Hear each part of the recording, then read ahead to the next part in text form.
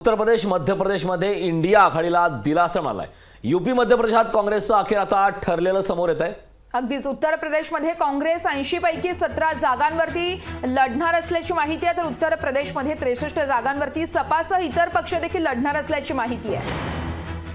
तर सपासह इतर पक्ष लढणार आहेत। मध्य प्रदेशात काँग्रेसला 28 जागा तर सपाला 1 जागा। तर मागच्या 2 महिन्यांपासून वरच्या या ठिकाणी वारंवार बैठकांचं सत्र हे सुरूच होतं। जागा वाटपाचा तिढा कसा सुटणार हा प्रश्न होता। मात्र आता अखेर सपाचे अखिलेश यादव यांनी आता हिरवा कंदील दिलाय आणि अखेर या दोन्ही राज्यातलं आता महत्त्वाचा असा जागा वाटपाचा तिढा हा जवळपास सुटलेला आहे। अगदीच उत्तर प्रदेशमध्ये खरं तर काँग्रेस 80 पैकी 17 जागांवरती लढणार असल्याची माहिती आहे। उत्तर प्रदेशमध्ये 63 जागांवरती सपासह इतर पक्ष लढणार असल्याची माहिती आहे। मध्य प्रदेशमध्ये काँग्रेसला 28 जागा आणि सपाला 1 जागा मिळणार असल्याची देखील माहिती समोर येते। करण